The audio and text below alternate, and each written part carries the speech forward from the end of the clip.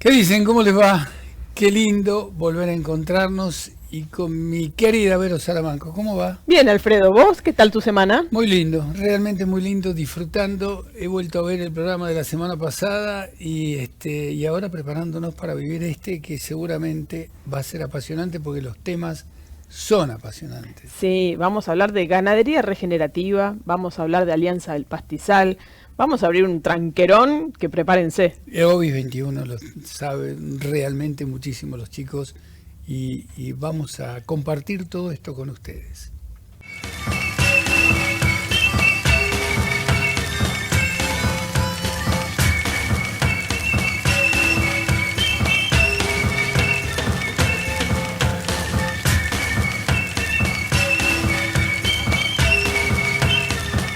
Hoy nos visitan del sector campo Maximiliano Maurin, ingeniero agrónomo, profesor y educador en manejo holístico. Trabaja en distintas áreas de Obis 21, gestionando junto a su equipo el programa Más R, Más Rentabilidad, Más Regeneración, que aborda el acompañamiento técnico de los productores que quieren llevar adelante las prácticas de ganadería regenerativa y medir los resultados ambientales enfocados en los servicios ecosistémicos. Integra los equipos técnicos que están llevando adelante, junto a los productores, los programas de carbono vigentes hoy. Y Federico José Schaffer, coordinador nacional de Alianza del Pastizal en Argentina, ingeniero en alimentos con orientación a la producción sustentable y productor ganadero. Se ha desempeñado como consultor en empresas ganaderas en sistemas de gestión general y pastoreo y en multinacionales de consumo masivo en áreas de calidad, producción y logística. Gerenció proyectos regionales ligados a la sustentabilidad en Latinoamérica. Emprendedor proactivo en búsqueda constante de nuevas tecnologías de captura de carbono atmosférico y sistemas de triple impacto en ámbito agropecuario. Pero tal cual, lo prometido, aquí estamos no le podemos decir jóvenes emprendedores, porque ya hace un rato que están caminando, son muy jóvenes los dos. Bueno. Habituados a que gente muy mayor venía a los programas antes y te daban una cátedra, y ahora te encontrás con que es ofensivo que sean tan jóvenes. Lo que pasa es que son temas nuevos y vienen con un ímpetu que necesitamos gente que nos explique estos temas nuevos. Así que gracias, sí. Maximiliano, gracias Federico por venir hasta acá. Uno viene desde Corrientes, el otro en Navarro, así que agradecemos mucho estos kilómetros que se han tomado para venir a del sector. Bueno, la noticia que decía, productores patagónicos recibieron sus primeros pagos por crédito de carbono. ¿Alguien entiende el título ese? Bueno, vamos a empezar a desmembrar esto porque es una noticia importante, pero queremos entenderla, todo el trabajo que se hizo atrás y qué significa esto. Así que, ¿querés empezar a contarnos vos de Obis 21? ¿Qué es lo que hacen ustedes? Sí, cómo no. Bueno, primero, muchas gracias por habernos invitado. Yo por ahí parezco joven, pero trabajo en un equipo, somos muchos y la verdad que no es un logro particularmente mío, sino de todo el equipo que hace años que trabaja en esto. Nosotros, Obis 21 empezó en el sur, en Santa Cruz. Los socios que arrancaron empezaron a trabajar en ganadería regenerativa, principalmente Pablo Borrelli, Ricardo Fenton y bueno, su equipo. Empezó con esto allá, tratando primero de cambiar un esquema de producción que llevaba a la desertificación de los campos, tratando de buscar soluciones en ese sentido. Y en eso es que encontraron el concepto de regeneración. Entonces revertimos la desertificación para producir más, mejor y con servicios ecosistémicos, ¿no? Buscando que haya aumento de captura de carbono en el suelo, que haya mayor producción de biomasa, mayor infiltración de agua, capturar el agua que cae en los campos y hacerla producir, hacerla eficiente. Así que eso empezó de esa manera y el norte era lograr la venta de los créditos de carbono. ¿Es resumir mucho decir que eso es ganadería regenerativa? Pero el concepto que nosotros queremos dejar claro es ese. Bueno, ¿qué es ganadería regenerativa? ¿Qué es regeneración? Es aumentar la producción de biomasa en pasto, forraje, capturar carbono, aumentar la biodiversidad y aumentar las tasas de infiltración en el campo. Al mismo tiempo que la producción aumenta. ¿Y cómo se logra eso? ¿Qué cambios hay que hacer o qué es lo que hay que invertir para lograr eso? Bueno, en principio, la ganadería regenerativa, tal como nosotros la proponemos desde OBIS, que es el manejo holístico, no necesita un nivel de inversión inicial.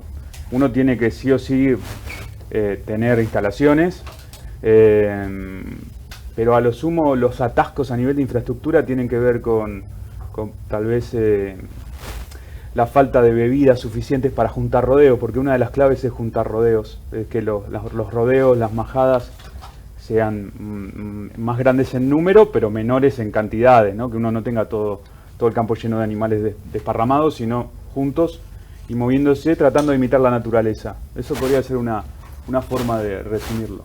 Moviéndose, dejando descansar el pastizal, el forraje, o los recursos que uno tiene. Y volviendo a pastorear, ¿no? Haciendo un esquema con rotaciones, pero con descansos bien ajustados para cada época del año. Cada época del año demanda distintos ajustes de descanso. Y yo, solamente para redondear la idea, el hecho de que se haya capturado carbono y que se haya vendido el crédito, porque una cosa es capturarlo, otra cosa es que eso se certifique, y luego eso se vende como un crédito de, bueno, mi actividad productiva, al mismo tiempo que produce, captura dióxido de carbono del aire y lo mantiene en la tierra. Y bueno, eso hace que la tierra aumente su materia orgánica, mejore su estructura, una serie de cuestiones que están asociadas a eso. Ahora, la otra, digamos, el otro paso es, bueno, ¿quién me reconoce que yo hice esto?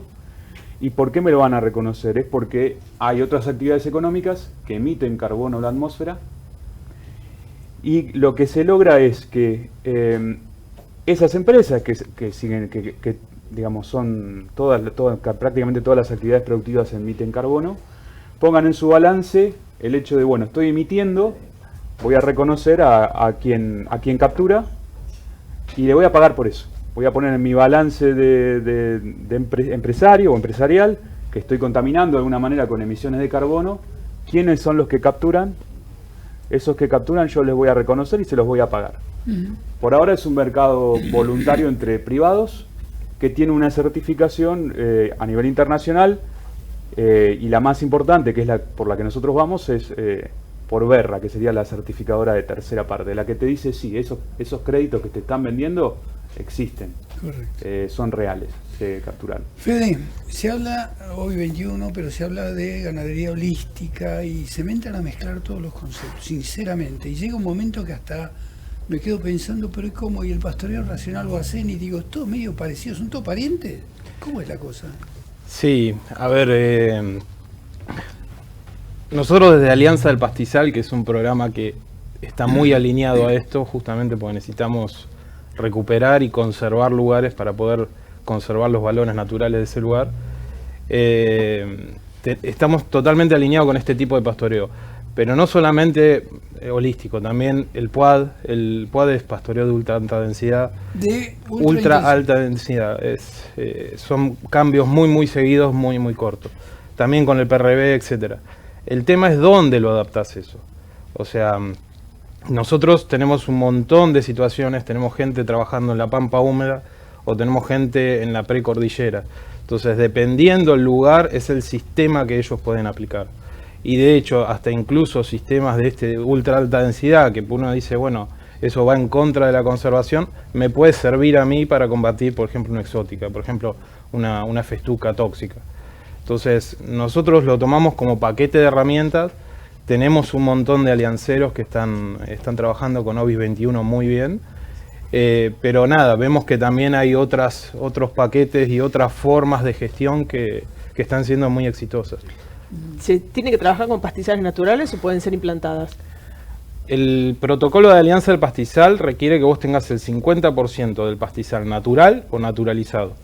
¿Qué significa eso? Si yo vengo, por ejemplo, voy a la zona núcleo y me pongo a intentar hacer conservación o tratar de hacer ganadería regenerativa, es casi imposible que por lo menos por 10 años no vuelvas a tener la estructura de un pastizal natural. Entonces, aquellos pastizales que estén manejados de manera para recuperar el pastizal, los valores, la estructura y las especies, está considerado dentro de ese 50%. Después en el resto podés hacer agricultura, podés hacer forestación y demás. Ahí yo me gustaría agregar un punto que nosotros cuando trabajamos desde OBIS en pastizales naturales, pero también podemos trabajar con implantadas, pero tendientes siempre a manejarlas en un esquema de perenización, ¿no? Tratar de no remover el suelo, de mover el suelo lo menos posible y mantener la cobertura. Entonces, si hay implantadas, que esas implantadas se manejen de manera tal que permanezcan. ¿Sí? Sí, hay que entender que, a ver, estos pastizales, o sobre todo toda la pampa húmeda, que es donde nosotros nos focalizamos al inicio, están muy antropizados, están muy manejados por el hombre, tenés cantidad de especies exóticas y demás, entonces sí o sí tenés que hacer un manejo para que no se te desbande, por ejemplo, de exóticas. Entonces es súper importante ir viendo ese manejo adaptativo o esa mirada holística para ir viendo qué hacer. O sea, es imposible hacer un manual para un solo lugar. O sea, tenés que ver qué es lo que te va apareciendo y qué es lo que tenés que hacer en ese momento. Y además no menor, o sea, te tenés que también adaptar a la cultura de la gente, a las inquietudes que tiene el productor para hacer eso. Yo hablaba de ese tema precisamente con especialistas y le decía que hay cosas muy bonitas, muy lindas, pero cuando las llevas a la práctica te encontrás con la realidad argentina. Sí. La sorpresa de que hay gente que no tiene demasiado entusiasmo para trabajar, trabaja porque si no no come y punto, y no porque le guste lo que está haciendo. Hoy conseguir mano de obra ya sabemos lo que significa para más de uno. ¿No se da un poco de narices con la realidad todo esto? A ver, Ahí déjame comentarte algo sobre la pregunta anterior, también me parece importante. Vos mencionabas que hay distintos modelos, puede ser holístico, puede ser poado, puede ser pastoreo racional.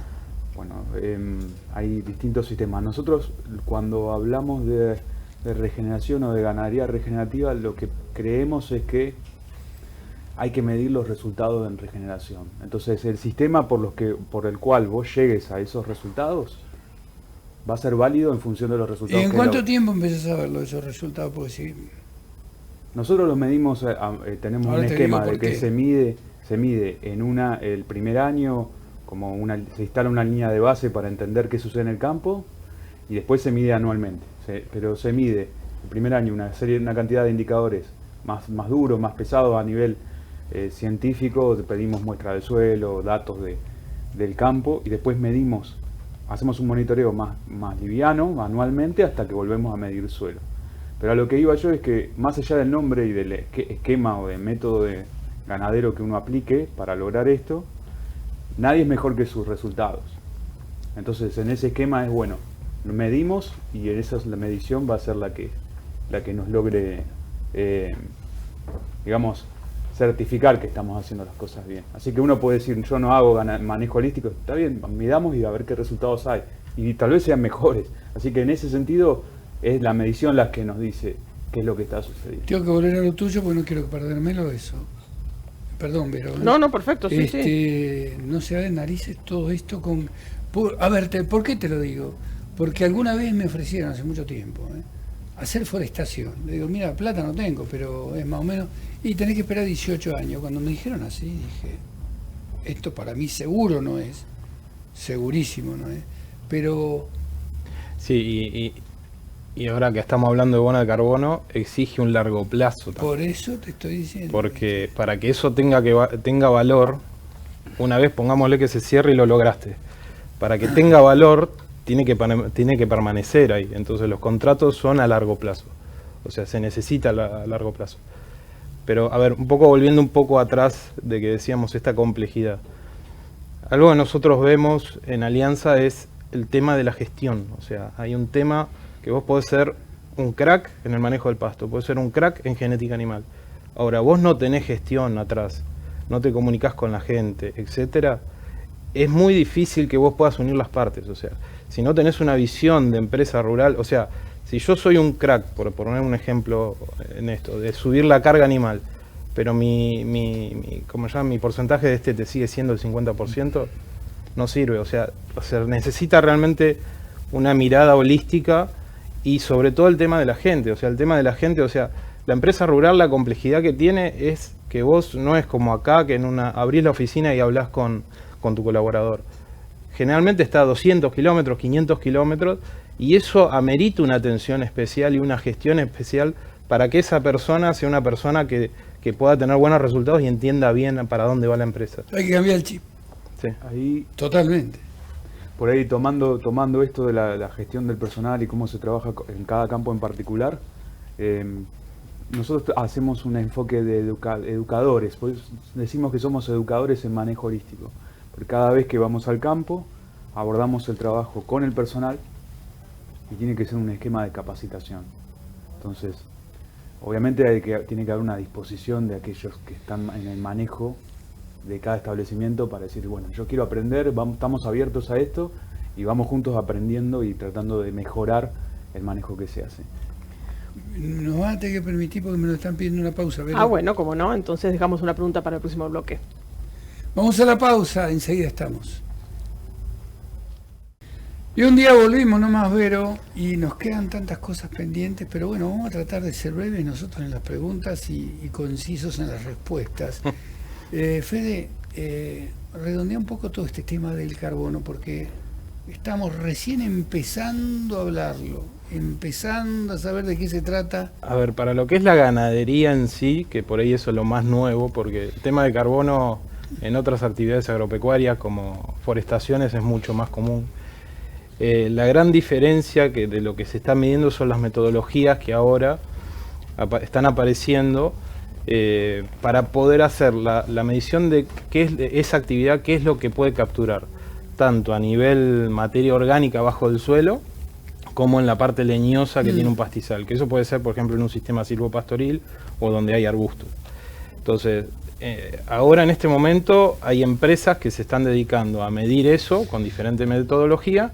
Hay una empresa, una certificadora de tercera parte, que puede ser Berra, puede ser Gold Standard, hay varias que están también apareciendo, que básicamente lo que hacen es, van con esa empresa, hacen una medición, hacen un balance, cuando se termina, viene la certificadora, dice, listo, lo que vos estás haciendo está bien, te pongo el sello.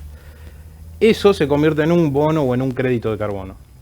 Ese crédito de carbono lo compran empresas o instituciones que necesitan, no sé, por un tema filantrópico comprarlo o para cubrir su huella de carbono. Por ejemplo, hay empresas, una automotriz Hyundai, por decir cualquiera, es imposible, naturalmente su empresa no puede capturar carbono. Entonces ellos pueden bajar su huella, ¿qué hacen? No sé, le ponen lámparas LED a la fábrica, etcétera, etcétera.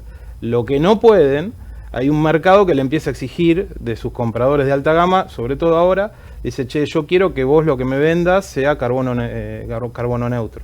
Entonces, ¿qué hace Hyundai? Como ellos naturalmente no lo pueden cubrir, salen a comprarlo a aquellas actividades que lo pueden cubrir.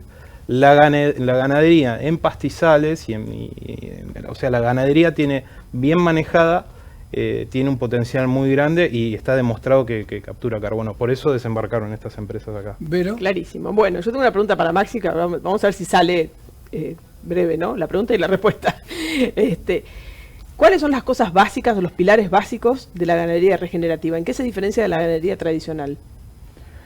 Llevándolo al campo a las prácticas específicas, nosotros tratamos de imitar a la naturaleza en el sentido de juntar animales, moverlos de manera tal que los potreros que estamos manejando descansen de acuerdo a la época del año con distintos tiempos de recuperación. Por ejemplo, nosotros hacemos 2 planificaciones al año de pastoreo que cubren lo que llamamos el plan de primavera-verano y otro de otoño-invierno.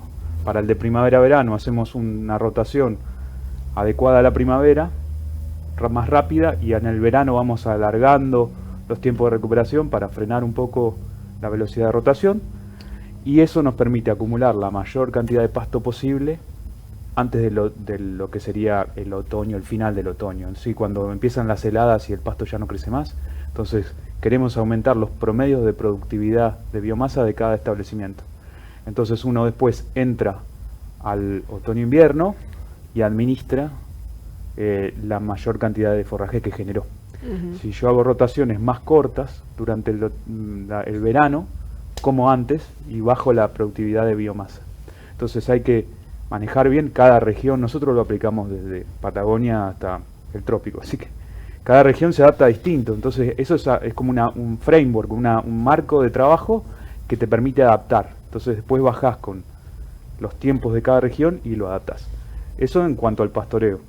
Como esto yo mencioné que era manejo holístico, tiene algo más, que es la planificación de la finanza, la planificación de la infraestructura, y algo muy importante que es ver el establecimiento como un todo, que nosotros lo llamamos hacer el contexto holístico del establecimiento, o sea, entender cómo está trabajando el establecimiento, las relaciones personales que hay adentro, cuáles son los objetivos finales que van a realizar y cuál es digamos, la infraestructura que quiere tener y finalmente cómo quiere el productor llevar adelante su campo. Fede, días pasados me trencé con un productor. Como él era el que puso la casa y hizo el asado, yo fui muy respetuoso, de otra manera no hubiera sido respetuoso. Y nos trenzamos con el tema del rodeo. Ahí me enteré que él es proclive a tener las vacas con los toros 12 meses por año, todos juntos y sin moverlos del lugar. Es decir, moviéndolos y rotando y todo lo demás, pero que convivan permanentemente vacas y toros. Y yo le dije que yo no estaba de acuerdo para nada, le expliqué mis motivos y le hablé de una realidad que es que hay que manejar todo eso así, ¿no? Me gustaría tu opinión. A ver, en principio, desde una mirada productivista es altamente ineficiente eso. El problema es, a ver, por supuesto, nosotros vamos al servicio estacionado, etcétera, etcétera. El problema es cuando te metes en ciertos lugares, o sea, uno, por ejemplo, en los malezales de corriente, donde es muy difícil separar los animales, porque el animal tiene comida y agua y no te puedes meter con el caballo. O sea, ahí tenés que encontrarle la vuelta a ver cómo hacer un rodeo eficiente en un lugar como ese. Entonces ahí es donde entra todo este tema del manejo holístico, de ver cómo puedo hacer eso para poder mover los animales y ser lo más eficiente posible. A ver, lo que nosotros desde Alianza lo que buscamos es mejor eficiencia. O sea, si vos no sos eficiente vas a ser muy malo produciendo, vas a ser muy malo con tu gente, o sea, si no tenés gestión, no eficiencia. Porque vos podés ser eficiente en algo y ser un mal gestor. Entonces, nada, o sea, lo que nosotros buscamos en general es mejorar la gestión. El toro todo el año es algo muy, muy raro. Dicen que con cierto manejo vos lográs perfectamente que después las vacas más o menos celen para la misma época y pueden convivir de esa manera, sin ningún tipo de inconveniente. Yo planteé mis dudas, está bien, me encantaría tenerlo ahí para que diera algunas precisiones, porque por ahí te meto en un lugar donde si no lo escuchaste a él como lo explicaba y todo lo demás, claro, es más difícil, pero me no, yo creo totalmente. A ver, eso también depende en dónde, o sea, ahí me empiezo a preguntar qué pasa con las bicheras, cómo controlas las bicheras, o sea, porque es un bicho que está pariendo, generalmente tiende a estacionarse cuando vos dejas el animal permanentemente. El tema es que igual, naturalmente busca lo que en su lugar de origen las vacas tenían que empezar a parir en primavera y a principios del verano, o sea, donde está el pico de pasto, ahí para. Y ahí va en contra de un montón de situaciones que nosotros tenemos, por ejemplo, con la bichera. Entonces hay que analizar, es un tema muy complejo como para dar una Todos estos conceptos rápida. que se están trabajando, que ustedes trajeron hoy al programa, ¿se pueden aplicar también en lechería o en especies, por ejemplo, ganadería regenerativa, en ovinos? Sí, inicialmente en Argentina se empezó en ovinos, en una estancia que se llama Monte Dinero, en el sur de Santa Cruz, y les recomiendo, les voy a compartir un video que salió hace poco en las redes de Ovis de tambo regenerativo en Santa Fe, que se está empezando a aplicar las planificaciones en lechería. Digamos, hay que hacer ajustes, tal vez los tiempos que nosotros manejamos para la cría en tanto a descanso hay que acortarlos un poco, buscando la calidad y la productividad que demanda el tambo, pero sí se puede. Se puede y nosotros lo estamos empezando a hacer con productores de la red. Sí. ¿Y el mercado paga más? Y hay algunas iniciativas, todavía no tenemos algo concreto, pero hay interés por hacer diferenciación, además de el carbono que capturen, diferenciación de precio por leche regenerativa, y carne ya hay iniciativas dando vueltas. Eso te había preguntado también antes, fuera de cámara. Sí, a ver, Alianza lo que busca, y un poco para redondear el tema, o sea, nosotros la regeneración la entendemos hacia dónde regeneramos, o sea, nosotros lo que sí buscamos es conservar los valores naturales propios de ese campo. Y eso implica que hasta el día de mañana podés hacer una reintroducción, pero siempre en un ámbito productivo. Eso es lo que lo diferencia como programa de conservación. Nosotros necesitamos que el productor sea rentable, que tenga una visión a largo plazo para que esos bichos o esas especies de flora y fauna puedan seguir estando ahí. ¿Se paga más en el mercado por una carne que ustedes Se paga validan más, que se hizo? se paga más, pero ahí vuelvo de vuelta al tema de la gestión. Okay. Nosotros lo que le decimos a los productores que se acercan es, lo primero que le pedimos son índices productivos. O sea, si vos estás siendo muy malo en tu preñez, muy malo en tu carga, muy malo en tu manejo, tu principal ingreso va a venir por ese lado. Después va a venir, puede venir o viene por un precio diferencial de mercado.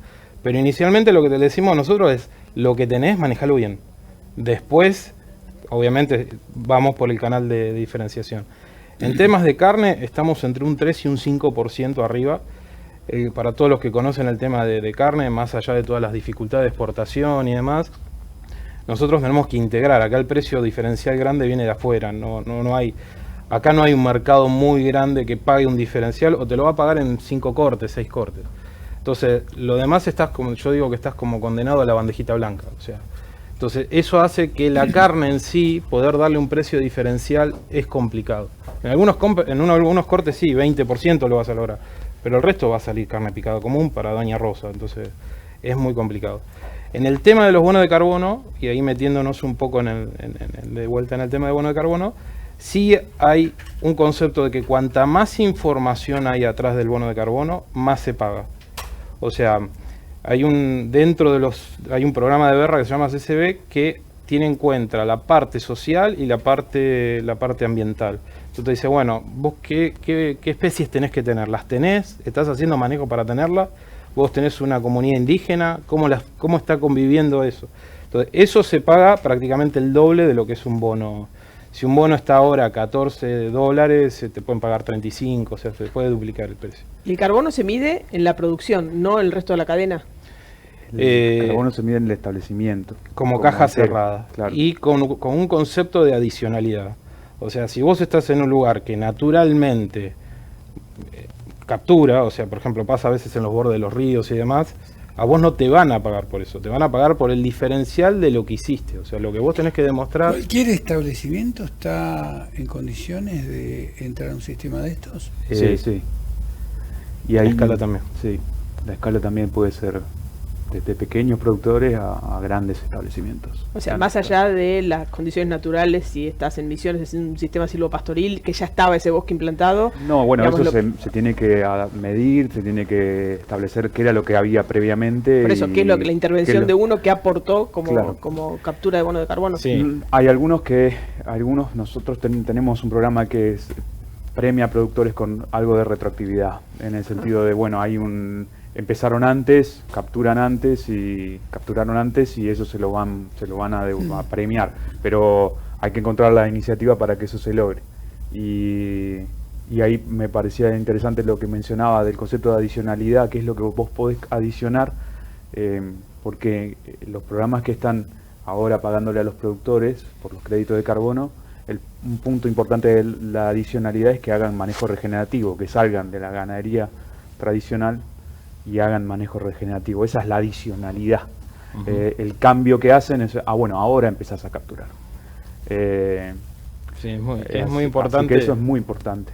Es muy importante. Ese reconocimiento del cambio de manejo y de que se puede capturar, pero no con cualquier ganadería, sino con la que hace determinadas prácticas y logra determinados parámetros que varían. ¿Sí? Es algo medio complejo de entender, porque incluso si vos naturalmente tu zona está emitiendo, pongámosle que, no sé, que nos ha pasado a nosotros, nosotros hacemos con un sistema satelital que mide cada 20, 30 días, depende de dónde está el campo. Y hay un lugar, no lo voy a decir, pero hay un lugar, una provincia argentina, que tiene una emisión general, o sea, y ahí se prendieron todas las luces, porque encima es una provincia que tiene mucha biodiversidad. Entonces, ¿qué pasa acá? Y lo que nos explicaron, dice, dice, vos podés estar emitiendo, pero si ese campo, en vez de emitir 10, emitió 4, se le va a pagar por la diferencia.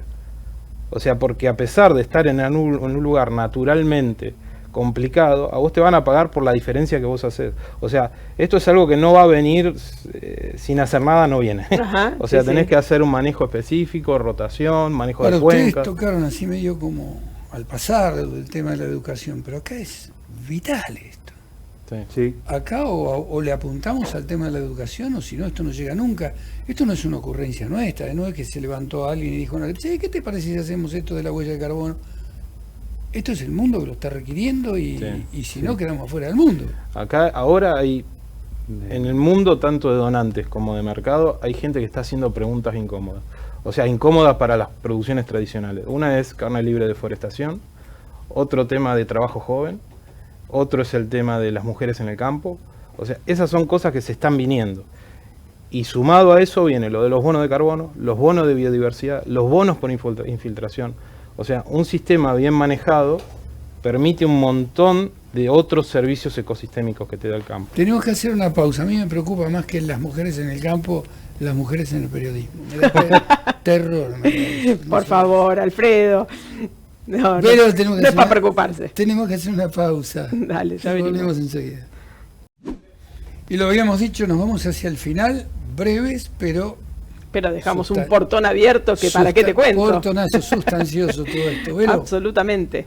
Una pregunta que me quedó de todo lo que conversamos. En Alianza al Pastizal, al hacer estas mediciones, ¿se mide también la biodiversidad, los pájaros, los insectos, las plantas que no son productivas, todo lo que tiene que ver con el ambiente? Así es. Nosotros medimos, a ver, esto es una iniciativa de BirdLife International que arrancó allá a principios de 2000, acá en Argentina arrancó en el 2006, pero es una iniciativa regional que básicamente lo que se dieron cuenta es, sobre todo en la pampa húmeda, por el tema del avance de la agricultura y por la ganadería mal manejada principalmente, es que empezaron a desaparecer un montón de bichos y el bioma más amenazado que hay es el bioma de los pastizales. Entonces, nosotros cuando buscamos dentro del ámbito productivo es establecer ciertos, a través de la medición y de los resultados que va dando, diferentes manejos, se hacen diferentes tipos de indicadores tenemos. O sea, dentro de lo que es el mundo aves, que se la utiliza como especies indicadoras, porque vos sabés que si tenés ciertos grupos de aves, vas a estar en un pastizal sano. Si tenés ciertos grupos de otras aves, Mira. tenés un pastizal degradado. Para la gente, para que lo sepa el ganadero común que lo conoce, tero, chimango, gorrión, eso es indicador. Tordo negro, eso es indicador de pastizal degradado. Ahora empezás a ver tordo amarillo, empezás a ver Garzas. pecho amarillo, Ajá. empezás a ver cachirlas, bichitos que son pura y exclusivamente y están amenazados en el pastizal. Ahí es donde vos te vas a dar cuenta. Entonces nosotros tenemos dos mediciones. Las especies amenazadas en sí, como la loica pampeana, una guaraguazú, un venado de las pampas. Y aparte, lo que nosotros hacemos cuando vamos a hacer las auditorías, buscamos las especies indicadoras, no buscamos las amenazadas, porque las amenazadas por amenazadas es difícil encontrarlas.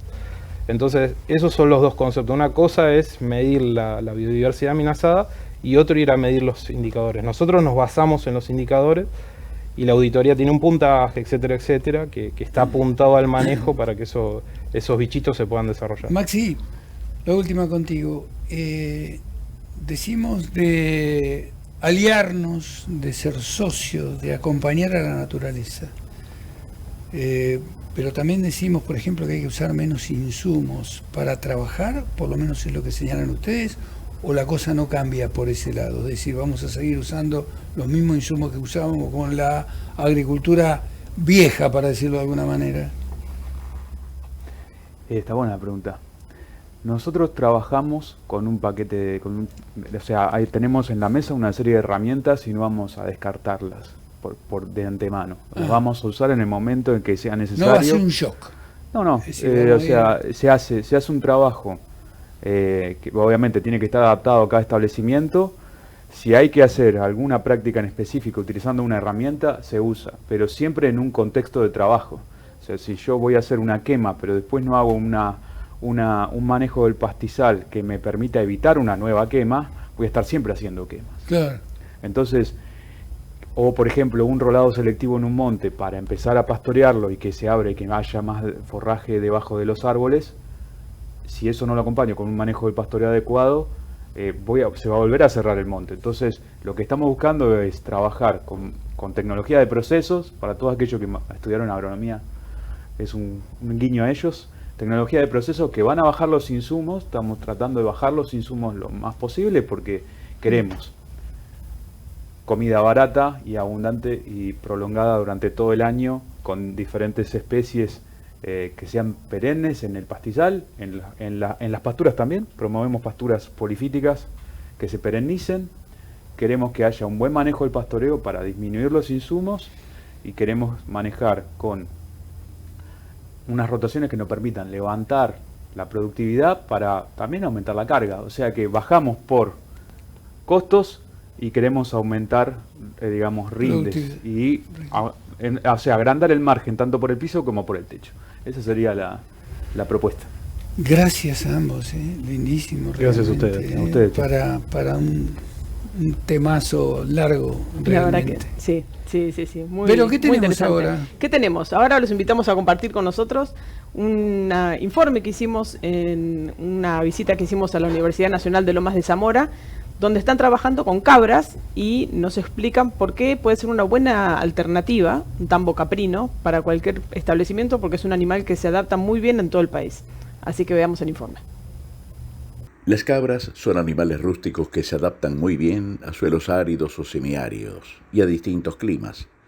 Por eso, no sorprende que en muchos establecimientos agropecuarios haya algunos ejemplares que se crían para autoconsumo o para la venta local.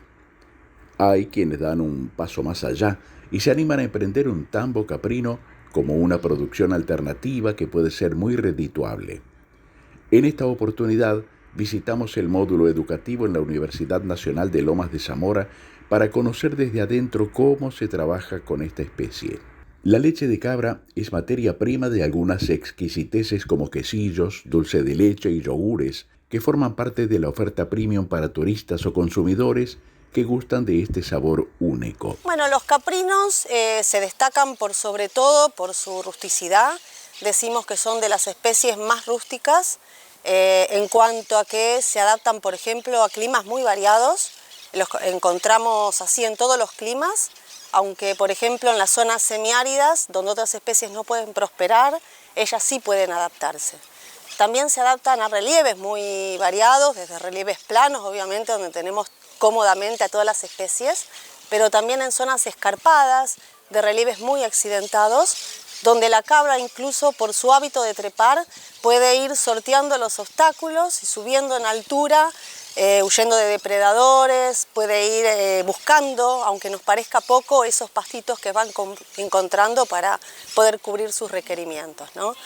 Y también su rusticidad tiene que ver precisamente con lo que vengo diciendo, con su alimentación.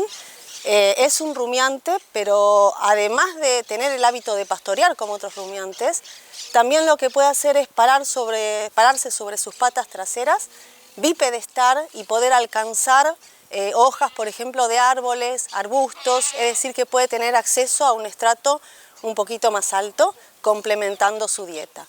También tiene la particularidad de que brocea. Brocear significa consumir las hojas secas que caen allá en el otoño, invierno, y sirve para mantener limpio entonces el monte. Tal es así que se dice que la cabra es de la especie que más limpio mantiene el monte, ¿no? Es precisamente en estas zonas donde solemos encontrarla. La mayor parte de los caprinos las vamos a tener ubicadas en el norte del país, más orientadas hacia sistemas de carne o de carne-leche, y más hacia el sur ya empieza a predominar la producción de fibra. Esta zona que tiene más potencial, estamos pensando entonces en región pampeana, ¿no? Pensemos que tiene las mejores condiciones agroecológicas, ¿sí? Es decir, que vamos a encontrar los mejores suelos, los mejores climas, con la posibilidad de tener una oferta de pastos bastante importante prácticamente a lo largo de todo el año.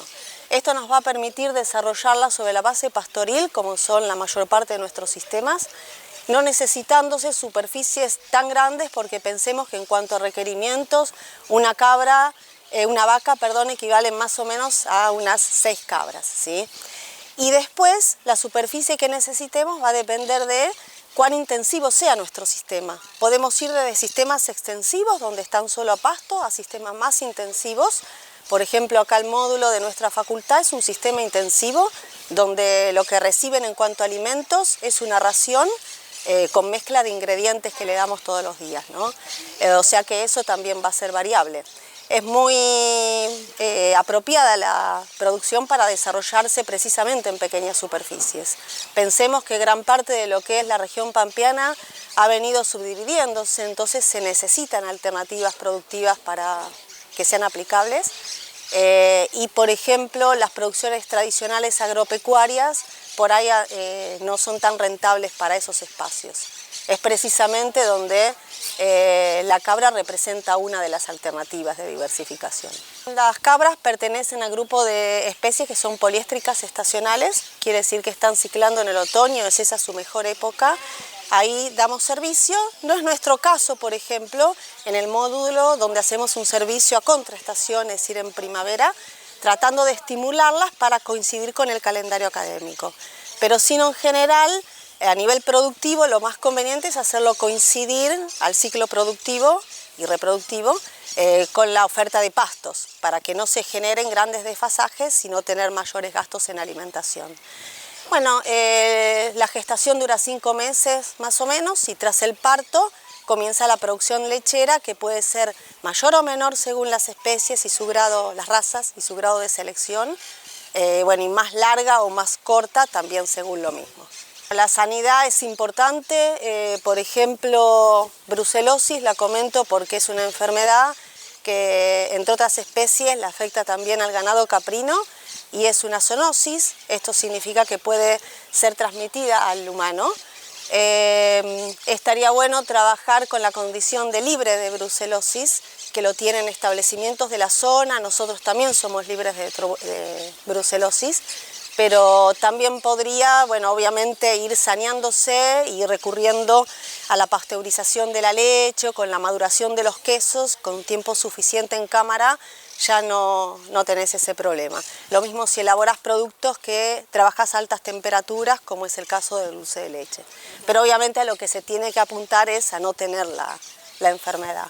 En cuanto a instalaciones, lo que necesitarías para trabajar cómodamente sería una tarima de ordeñe, que en general, como dije antes, como a la cabra le gusta trepar, suele hacerse elevada, entonces el tambero trabaja cómodo sin necesidad de estar en una fosa como ocurre con el tambo de vaca.